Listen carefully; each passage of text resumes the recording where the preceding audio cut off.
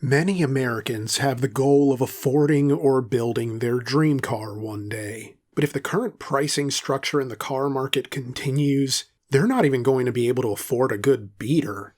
Whether you're buying new or used, cars are fast becoming a luxury.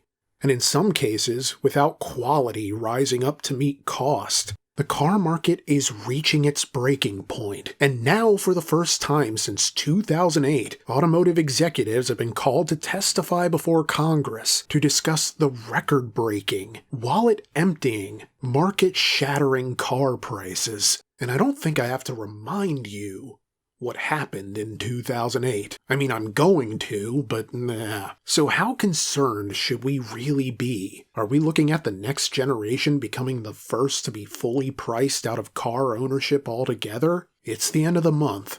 You know what that means.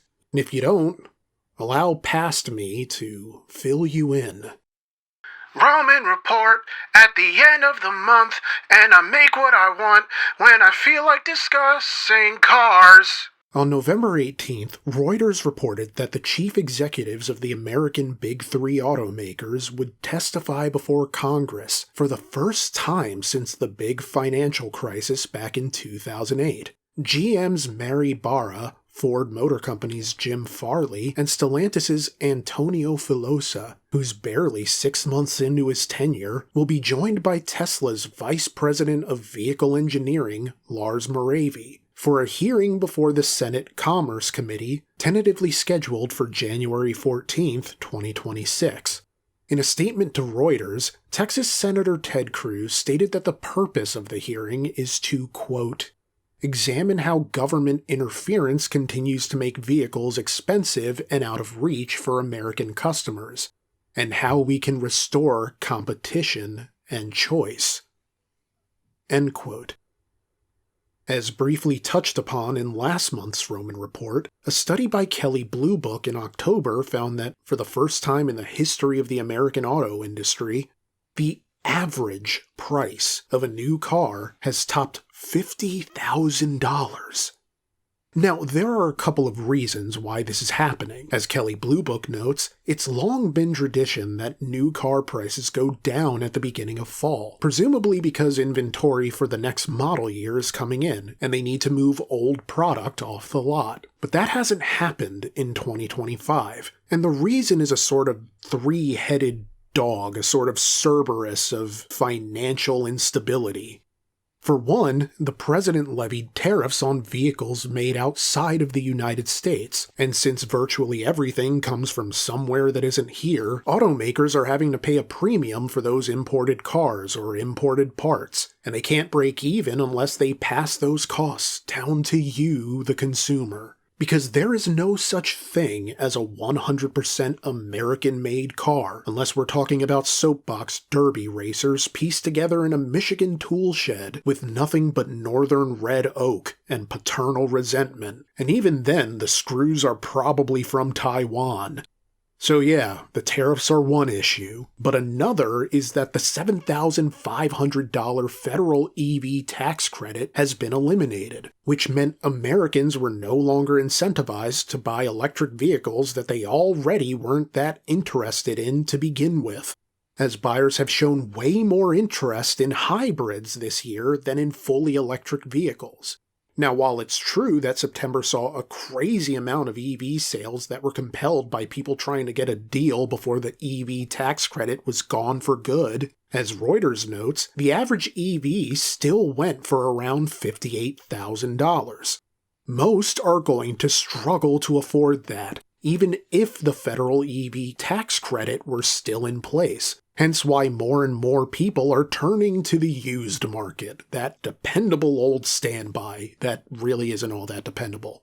And to be fair, the rise in new car prices does traditionally result in the average cost of used cars decreasing, but we're nowhere near the pre-2008 days where you could get a used car for a hot dog and a reach around. An Edmunds report from October found that the average loan duration for a used car in the third quarter of 2025 is 69.9 months, nice, with an average of $29,530 financed, an average down payment of $3,976, and a 10.8% APR. So, it's basically a miracle that things aren't worse than they are, when you consider that by the time most people are even a third of the way through paying off their loan, they're deeper underwater than Godzilla's nightstand. So yeah, tariffs and taxes, those are the problems. But I would argue that there's a third reason why the automotive market seems more hopeless now than it has at virtually any other point in American history. And at the risk of soapboxing, I think it ultimately comes down to the sin that gets the most play in boardrooms across the country: greed.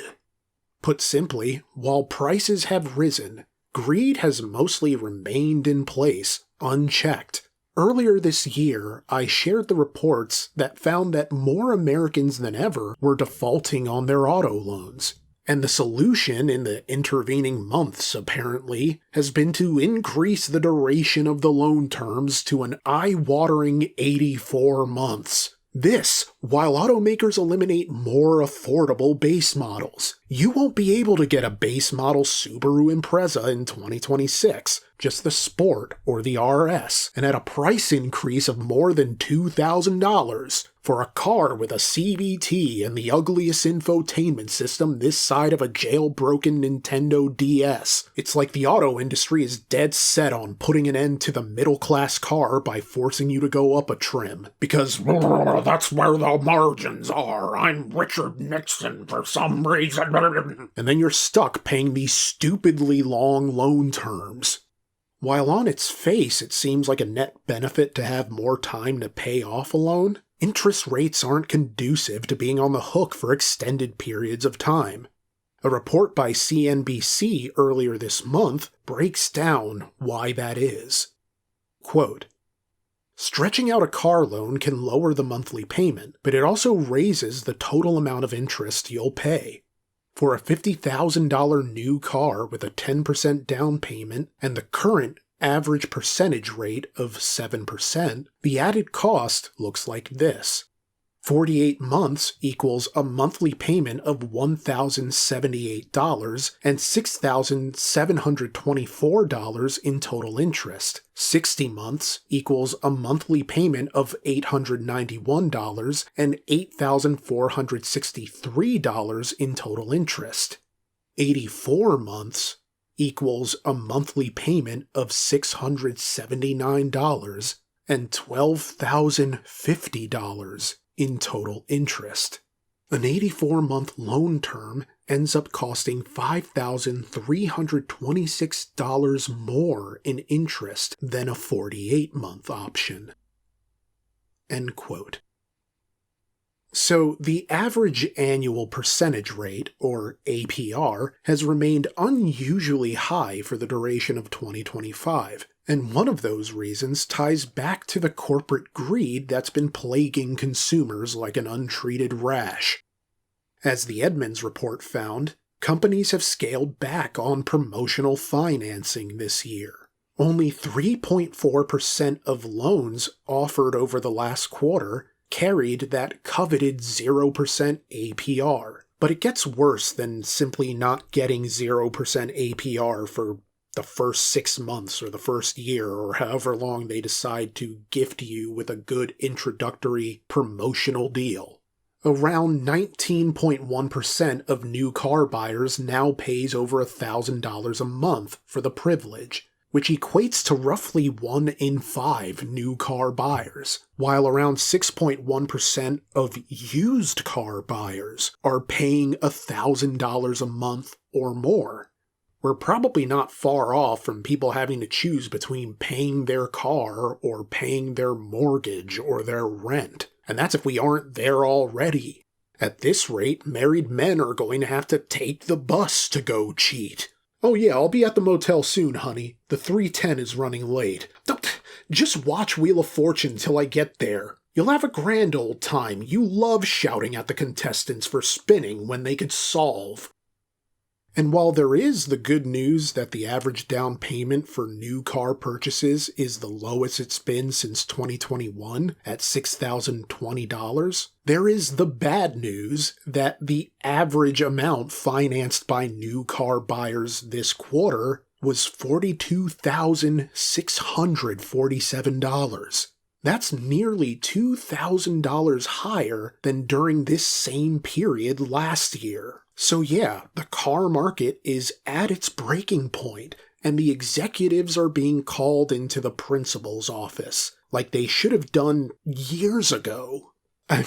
You know it's bad when, after being shut down for over a month, one of the first things that Congress does upon being back in session is call out the auto industry to just say, What the hell, guys? It's telling that this hasn't happened since the financial crisis in 2008, when the auto industry was losing billions, and it genuinely looked like it might collapse completely and trigger the kind of economic hemorrhaging not seen since 1929. Now, back then, the American taxpayer came to the rescue, whether they wanted to or not, thanks to the Troubled Asset Relief Program, or TARP, which is more or less what they threw over GM and Chrysler, to protect them from the rainfall of their own poor decision-making, while leaving the American taxpayer to get soaked. TARP granted emergency loans to GM and Chrysler to help them make payroll, cover their bills, and guide them through a structured bankruptcy process so they could get back to making cars that could help the economy weather the strain. And despite my criticism, the bailout did save jobs and arguably protected the American economy from total collapse, although some debate to this day whether or not it would have simply been better to just let Chrysler die. But that's for another day. I guess my point is that I don't think we're yet at the point where any of the big three would require a bailout of the magnitude that GM and Chrysler received, but I definitely will predict that the hearing will go a little something like this. Congress will blame the big three. The big three will blame the tariffs and the subsequent supply chain issues and things like the global chip shortage and the enormous costs associated with electrifying their entire lineups. Tesla, meanwhile, will go double barrel and blame both the government and the big three for making it harder to exist in this automotive marketplace. And then all of them will come to the conclusion that the only way out is for taxpayers to foot the bill as people borrow against their retirement just to make ends meet. It's who took the cookie from the cookie jar, except the cookie in this equation is your 401k. And none of them will have the introspection to recognize their own shortcomings. Okay, that's not fair, maybe they will, but can you blame me for not having faith? Let's ignore for a minute that entry-level prices are increasing. The reality is that consumers simply don't trust automakers like they used to. And for good reason. Both Stellantis and Toyota have had to issue recalls this year over engine debris that got in during production, with the National Highway Traffic Safety Administration noting that affected 2024 and 2025 Grand Cherokee 4Xs and Wrangler 4Xs can experience a catastrophic engine failure involving complete loss of propulsion or fire. And this is before even getting into fit and finish issues that brands like Tesla have experienced with the Model 3 and the Cybertruck, or software bugs resulting in loss of power to some 257,000 Honda Accord hybrids, leading to a recall of their own. Because as we generally say here on RCR, the more tech a car has, the more stuff that can break. Ford has seen success with the Bronco, but they've also had a major recall of over 230,000 of these Broncos over the instrument panel failing to show things like the speedometer or the warning lights. This year alone, I've talked about how the features in your car are used to report on you to your insurance company without your knowledge. How more automakers are turning your car into a software platform used to sell you subscriptions, or lock formerly standard features behind a paywall. how General Motors is getting rid of Android Auto and Apple CarPlay in favor of AI, and how now Stellantis is implementing pop-up ads to their infotainment screens.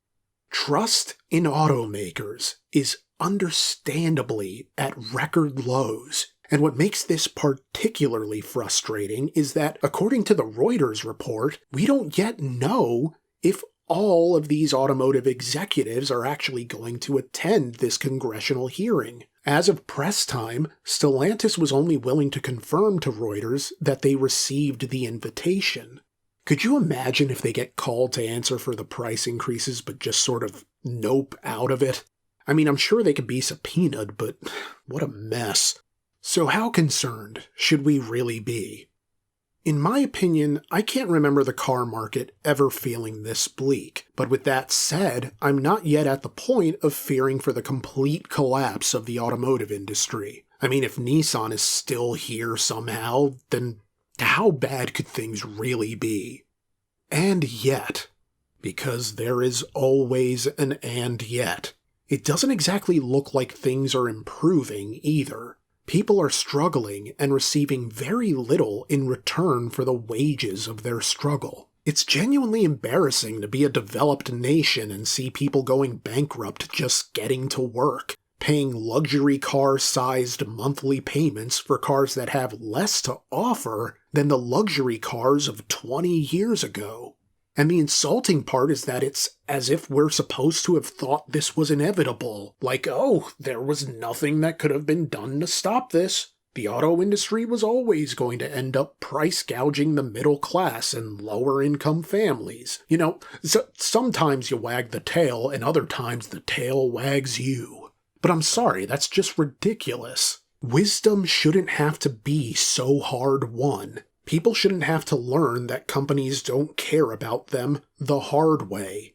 And people will say, oh, well, if you think companies care about you, you're being naive, and being naive has consequences. And okay, fine, but naivete shouldn't come with consequences that are this difficult to come back from. That you're looking at a mountain of debt just to be able to exist in the world.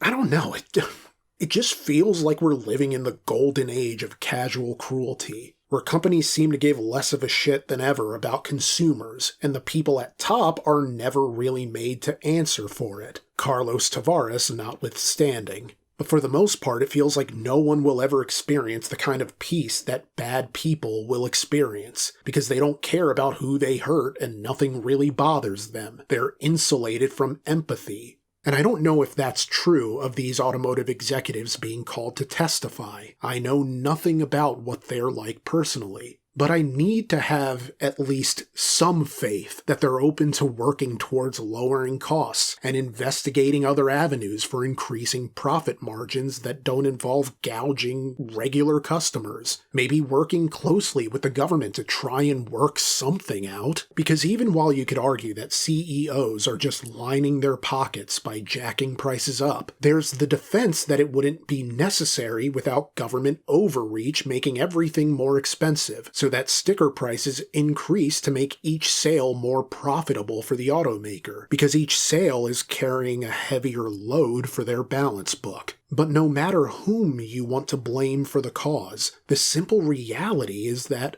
whether it's the fault of the automakers or the fault of the government, cars cost way too much. And the tragedy is that Congress didn't really take notice until car ownership left the orbit of the average person's dreams. And look, I admit that I don't know as much about business as even the least qualified automotive executive, and my proselytizing probably seems unreasonable, because a reasonable man would understand you don't just wave a wand to make prices go down, and a reasonable man would understand that, thanks to the Dodge v. Ford case back in the early 20th century, companies have a responsibility to shareholders to make that money. But for once, just once, I want to see companies have to actually answer for whatever they think it is they're doing here, because transparency is the only way the public is ever going to get a car market that isn't stacked against them from the start. But what do you think? Are car prices as bad in your area? Is this all just being blown out of proportion? I want to hear from you in the comments. My screen name is Limited Time Roman. Let's make like my favorite Mexican restaurant in my hometown and let's talk about it.